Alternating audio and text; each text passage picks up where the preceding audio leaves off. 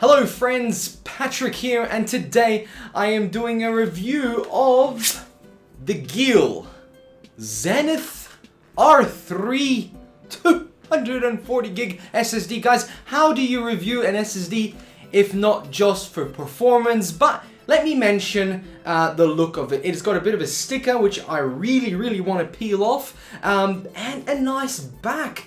It's actually kind of has a bit of a texture to it, metal and quite solid, heavy feeling. So that's the first thing you're going to notice when you take this out. It feels pretty solid. Now, I compared it to multiple other SSDs that I have. I've got a couple here in hand.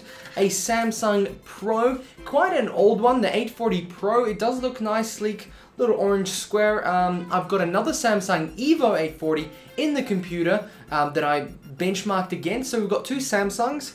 We've got this one right here, and what is this, you might ask? Well, this is the most generic thing I could find. This is out of a laptop that you get from places like Harvey Norman and JB Hi-Fi, where they tell you, oh yes, this has a fast SSD, a fast hard drive. Very good. Well, yes, it's an SSD, but it's the most generic thing I ever seen. It's a Lite-On Technology Corp branded thing. It's made in Taiwan, like most solid-state drives. But as you will see in the performances that I will post, it's okay. It's not that bad. This one's 128 gigs, so it's quite small. But look, I couldn't find anything other comparable. But I've got a SP one here with 120 gigs, V55. This was supposed to be in a little server to run the OS, but it kind of flaked out actually.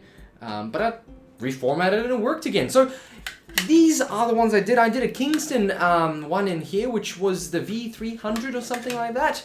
And that one actually had a lot of issues. And I hope this is the R2 version or the second revision, which doesn't have those issues. But let's have a look at the results and see how far and how well these SSDs went against this Zenith Gill R3 240 gig SSD, my friends.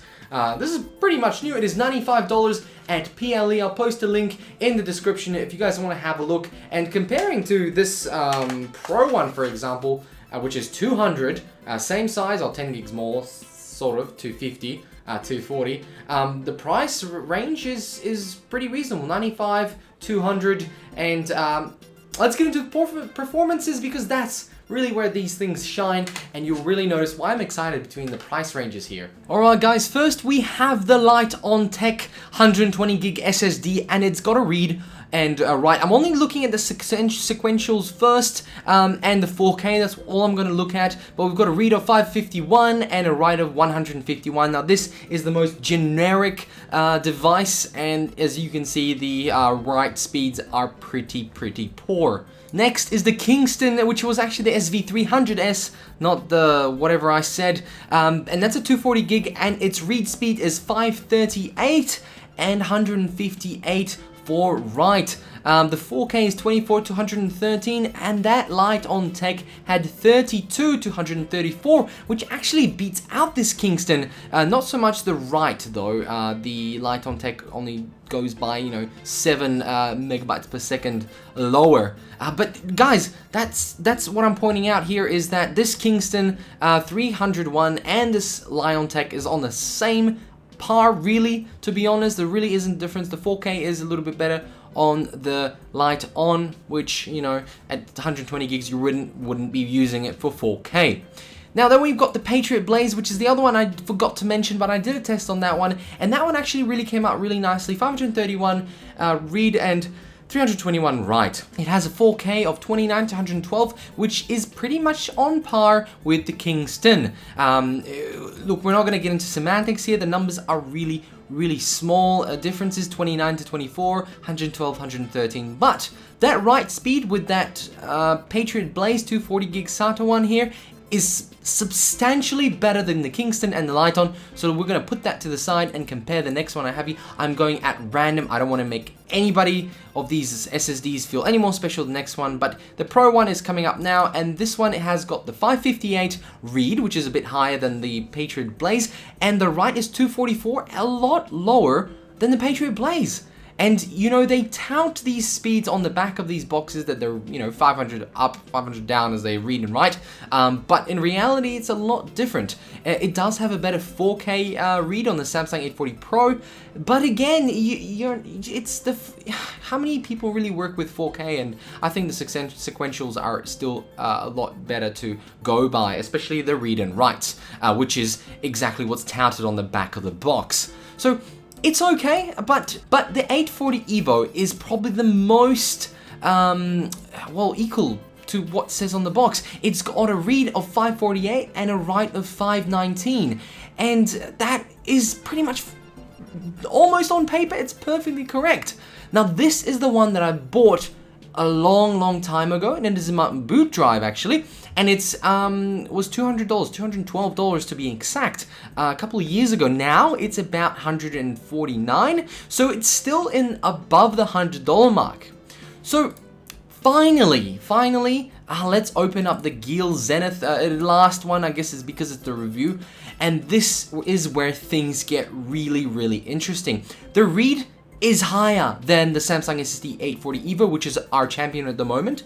However, the write is a lot slower by 100 megabytes per second, which is 411, 519. I mean, it's not a big difference in the scheme of things in the hundreds, but it is a substantial difference.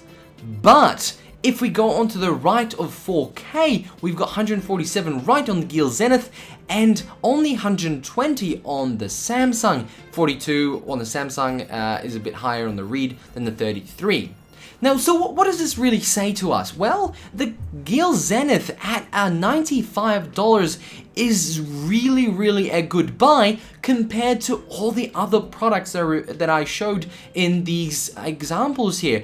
Better than the Samsung Pro, better than the Patriot Blaze, better than, well, pretty much the Kingstons and the Lite-On Techs, which I don't think anybody sells Lite-On Tech unless it's built in laptop. So that's what I'm saying, guys. The Giel Zenith at $95 performs at the level of the Samsung SSD 840 EVO, which is an older product, still priced pretty high.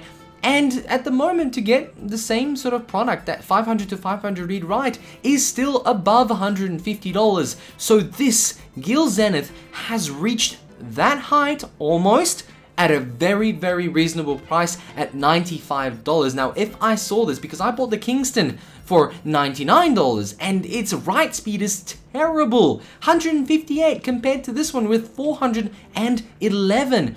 And that's not only all. If we compare both the Kingston, which is same price as this Giel one, it's really bad. It's a very bad product from Kingston. The Giel one at a better price, better performance. So guys, this is what I do on this channel, bit of budget reviews, because what's the point of reviewing the most expensive SSD when nobody is really gonna buy it? So if you want some buying advice, if you are spending around $100 for an SSD, please do not buy the Kingston SV300S. The Patriot Blaze is okay, but again, it's the same price point. Don't buy that. If you're gonna go for something really good for performance, the Giel Zenith R3 recently came out, seems to top the dogs. And of course, if you are gonna go any more expensive and you want to get that extra 100 megabytes of write speed, Samsung's your SSD, because they seem to do really well on those ones and they won't break the bank too much as something like an Intel one would.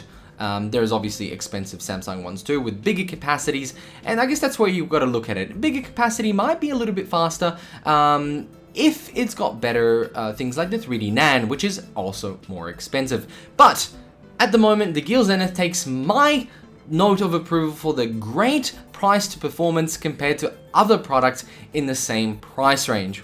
Guys, thank you very much for watching my review of the Giel. How do you say Giel?